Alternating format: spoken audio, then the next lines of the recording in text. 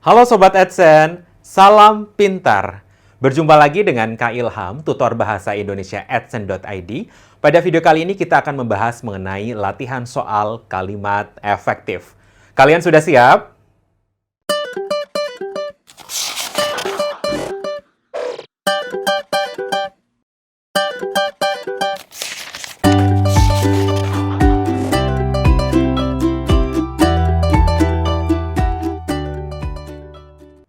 Kita langsung ke soal yang pertama ya. Oke, soal yang pertama yang ditanyakan adalah yang menjadi predikat dalam kalimat di atas adalah, nah yang mana? Oke, kalimatnya seperti ini. Membudayanya pelanggaran hukum di berbagai bidang menyebabkan keadilan sulit ditemukan. Oke, membudayanya pelanggaran hukum di berbagai bidang menyebabkan keadilan sulit ditemukan. Nah, mana yang menjadi predikat? Ya, mana yang menjadi predikat? Oke, dari membudayanya itu sebenarnya satu gabungan kata ya, satu gabungan kata sampai di bidang. Jadi membudayanya pelanggaran hukum di berbagai bidang itu satu kesatuan. Nah, itu menjadi subjek. Kemudian menyebabkan. Nah, menyebabkan inilah yang menjadi predikat. Ya, karena inti tindakannya adalah menyebabkan. Kemudian keadilan sulit ditemukan itu jadi satu kesatuan. Ya. Jadi membudayanya pelanggaran hukum di berbagai bidang adalah subjek, menyebabkan adalah predikat, keadilan sulit ditemukan itu objek. Ya. Jadi jawabannya yang mana dari antara A, B, C, D, atau E? Jawabannya adalah yang C, menyebabkan. Ya. Oke, itu soal yang pertama. Oke, sekarang soal yang kedua. Nah, soal yang kedua, kalimat di atas berpola apa? Ya, antara subjek, predikat, objek, pelengkap atau keterangannya seperti apa? Polanya. Nah, kalimatnya adalah dalam setahun luas hutan rakyat yang ditebang itu sekitar 1.400 hektar. Ya, dalam setahun luas hutan rakyat yang ditebang itu sekitar 1.400 hektar. Nah, mana ini subjek, predikat, objek, pelengkap keterangannya itu seperti apa? Oke, kalau misalkan kita tahu dalam setahun itu apa? Dalam setahun ada preposisi di sana, ada kata depan di sana, berarti adalah keterangan. Kemudian ada luas hutan. Nah, luas hutan itu sampai mana? Luas hutan rakyat yang ditebang itu. Nah, luas hutan rakyat yang ditebang itu. Nah, biasanya gini, kalau misalnya ada kata itu ya, ada kata itu, biasanya itu adalah batas frasenya. Jadi, luas hutan rakyat yang ditebang itu jadi satu frasa atau satu gabungan kata. Nah, itu menjadi subjek. Kemudian sekitar 1.400 hektar itu jadi satu ya. Sekitar 1.400 hektar itu menjadi satu. Menjadi apa? Udah ada keterangan, udah ada subjek. Maka kalau misalkan udah ada subjek, maka harus ada, namanya kalimat kan harus ada predikat. Maka sekitar 1.400 hektar itu adalah predikat. Ya, predikat. Jadi jawabannya yang benar adalah dalam setahun adalah keterangan, kemudian luas hutan rakyat yang ditebang itu adalah subjek, sekitar 1.400 hektar itu adalah predikat. Jadi jawabannya yang D. Ya. Ingat bahwa kalimat itu bisa berpola berpolanya predikat itu bisa berupa kata benda. Makanya sekitar 1.400 hektar itu bisa menjadi predikat. Misalkan ada kalimat yang seperti ini. Saya guru Anda. Saya guru Anda. Saya adalah subjek, guru Anda adalah predikat. Predikat itu bisa berupa frasa nomina atau frasa kata benda seperti itu. Jadi makanya jawabannya adalah yang D sini adalah K, S, dan P. Ya, kita ke soal yang berikutnya ya. Oke. Ini soalnya seperti ini. Kakak membelikan ayah mobil mini buatan Jepang pekan lalu.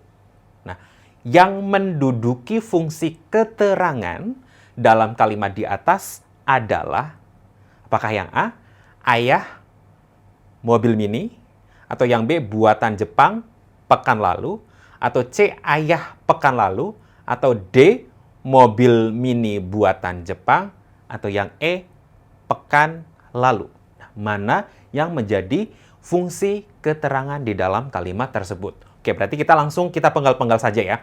Kakak memberikan ayah mobil mini buatan Jepang pekan lalu. Oke, kakak ya, itu adalah subjek ya.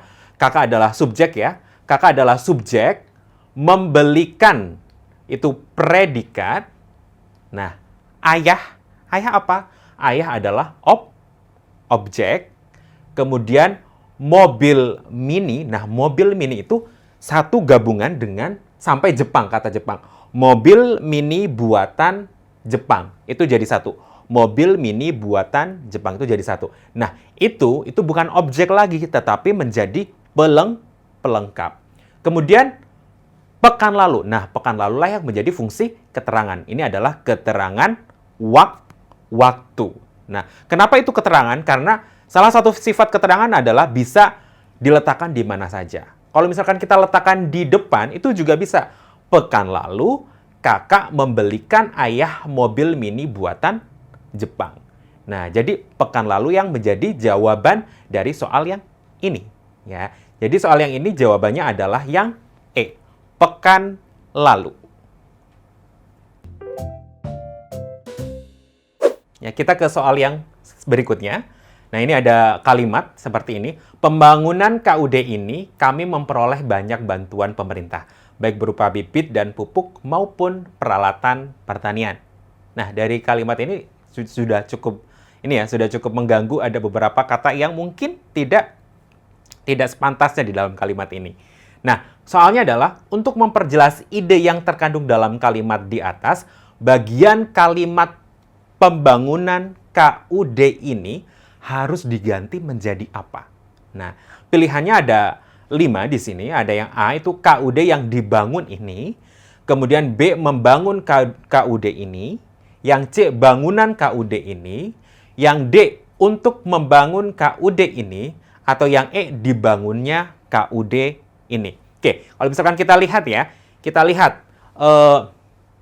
Di sini ada kata pembangunan. Nah, pembangunan KUD ini, kemudian kami memperoleh bla bla bla bla, gitu kan?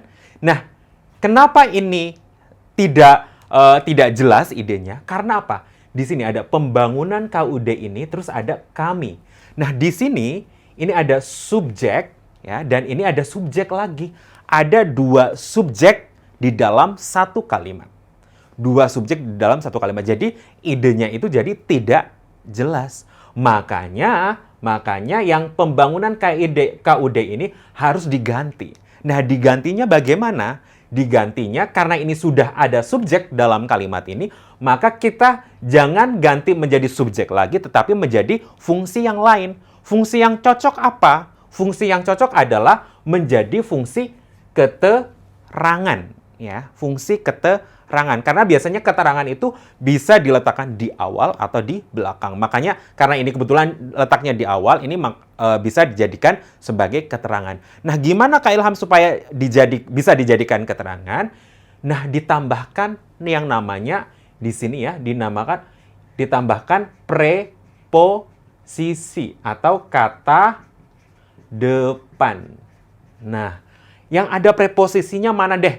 Yang ada preposisinya mana antara A, B, C, D, dan E? Yang ada itu yang E. Untuk. Nah, ada kata untuk. Ini preposisi atau kata depan. Nah, tetapi kalau misalkan ada kata untuk, jadinya untuk pembangunan KUD ini kan kurang logis ya kalimatnya. Kurang logis kan? Jadi, penjelasannya juga kurang logis. Maka bukan untuk pembangunan ini, tetapi untuk membangun. Nah, untuk membangun KUD ini, ya, kami memperoleh bla bla bla bla, ya. Jadi jawabannya seperti itu. Jawabannya yang D, untuk membangun KUD ini. Ya, kita ke soal selanjutnya ya. Ya, ini ada kalimatnya. Ilmu merupakan sebuah modal hidup yang dapat dipanen sepanjang masa, sehingga untuk mencari ilmu adalah sebuah kewajiban manusia agar dapat menjalani kehidupan dengan baik. Nah, ini adalah kalimat majemuk yang kompleks ya. Kebetulan anak kalimatnya itu panjang. Induk kalimatnya itu hanya dari ilmu sampai masa ya. Ini kompleks. Oke, kita langsung ke soalnya saja. Kalimat tersebut akan menjadi baik bila diperbaiki dengan cara. Nah, berarti ini kalimatnya ini tidak efektif ya. Nah, maka yang diperbaiki yang mana? Bagian yang mana? Oke, pilihan ganda yang A itu menambahkan kata adalah sebelum kata merupakan. Oke, adalah sebelum kata merupakan. Ingat, adalah itu ya. Adalah dan merupakan itu hampir sama. Jadi hati-hati kalau menjawab soal yang seperti ini. Pilihan ganda yang seperti ini ya. Kemudian yang B mengganti kata sehingga dengan akibatnya. Oke, dimengerti ya. Kemudian yang C menambahkan tanda koma sebelum kata sehingga. Oke. Yang D menghilangkan kata untuk. Dan yang E mengganti kata dengan menjadi secara. Ya, mengganti kata dengan menjadi secara. Oke. Ya, bisa dimengerti ya pilihan gandanya. Nah, kita langsung ke kalimatnya. Nah, bagian mana yang kira-kira tidak efektif di sini? Ilmu merupakan sebuah modal hidup yang dapat dipanen sepanjang masa, sehingga untuk mencari ilmu adalah sebuah kewajiban manusia agar dapat menjalani kehidupan dengan baik. Oke, kita langsung ke induk kalimatnya. Induk kalimatnya yang mana, Kak Ilham? Induk kalimatnya itu yang ilmu, ya, ilmu sampai kata sepanjang masa. Itu adalah induk kalimatnya. Kemudian mana subjek predikatnya, Kak Ilham? Subjeknya adalah ilmu. Predikatnya mana? Predikatnya adalah merupakan. Ya, merupakan. Sebuah modal hidup yang dapat dipanen sepanjang masa itu objek. Objeknya adalah sebuah sampai masa. Nah, ini karena kalimat majemuk ditandai dengan kata sehingga ya. Ada sehingga. Nah, sehingga bla bla bla bla. Namanya kalimat majemuk itu kan pasti punya dua klausa. Klausa yang pertama atau klausa intinya adalah yang ini tadi. Kemudian klausa yang berikutnya adalah setelah konjungsi. Nah, kalau namanya klausa kan harus punya subjek dan predikat yang jelas. Nah, untuk klausa yang berikutnya ini, sehingga untuk mencari ilmu adalah, coba perhatikan, untuk mencari ilmu adalah, kalau ada kata adalah, pasti kan nanti fungsinya akan menjadi predikat ya. Nah, predikat berarti di depannya adalah subjek. Tetapi lihat, di depannya itu untuk mencari ilmu. Kata untuk itu adalah keterangan, menandakan bahwa itu sebagai fungsinya keterangan untuk mencari ilmu. Nah, inilah kemudian yang jadi kesalahan di dalam kalimat ini. Harusnya untuk itu tidak usah diletakkan di situ karena mengganggu struktur dari klausanya. Ya, harusnya untuknya dihilangkan menjadi sehingga mencari ilmu adalah sebuah kewajiban manusia agar dapat menjalani kehidupan dengan baik. Makanya dari pilihan antara pilihan A sampai B, C, D, dan E, yang benar adalah jawaban yang D, menghilangkan kata untuk. Ya, kita ke soal yang berikutnya. Nah, ini yang ditanyakan adalah frasa ya. Soalnya ini, semua sawah ladangnya sudah terjual.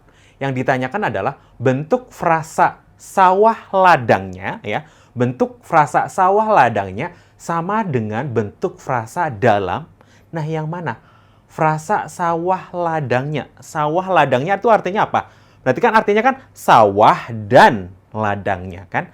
Sawah dan ladangnya. Berarti yang mana yang menunjukkan bahwa itu adalah tambahan sawah dan ladang? Oke, kalau yang A, kami naik kereta api cepat ke Surabaya. Mana frasanya? Frasanya adalah kereta api, ya. Kereta api sama tidak dengan sawah ladangnya? Kereta dan api? Tidak. Itu bukan ya? Bukan. Kemudian yang B, besi berani ini terbuat dari baja pilihan. Besi berani. Sama dengan sawah dan ladang? Tidak sama. Baja pilihan. Ya, baja yang dipilih gitu kan. Itu juga beda, ya kan? Beda dengan sawah dan ladangnya. Kemudian yang C, dia mengusap mukanya dengan sapu tangan putih. Ya, dia mengusap mukanya dengan sapu tangan putih. Dengan sapu tangan putih. Apakah sama dengan sawah dan ladangnya? Tidak sama. Oke, kemudian yang D, dia menyalurkan hobi memasak dengan mendirikan rumah makan. Oke, dia menyalurkan hobi memasak. Hobi memasak, ya. Hobi memasak, bukan ya? Hobi dan memasak, bukan. Oke, dengan mendirikan rumah makan. Apakah sama dengan sawah dan ladang? Tidak. Rumah makan. Rumah dan makan? Tidak sama. Oke, kita ke yang E. Anak istrinya ikut menunjang karirnya. Anak istrinya. Sama atau tidak? Anak dan istrinya. Sama ya? Sama. Makanya jawabannya adalah yang E. Anak istrinya ikut menunjang karirnya. Sama dengan sawah dan ladangnya. Oke, itu jawabannya. Sobat Adsense, demikianlah pembahasan mengenai latihan soal kalimat efektif. Semoga dapat dipahami ya. Sampai jumpa di video berikutnya. Salam pintar. Sekian Sobat Adsense untuk video pembelajaran hari ini. Sampai ketemu lagi di video belajar berikutnya. Jangan lupa aktifkan notifikasi untuk video terbaru kami ya. Sobat Adsense juga bisa mengunjungi adsense.id dan temukan ribuan video pembelajaran. Sampai jumpa Sobat Adsense, salam pintar!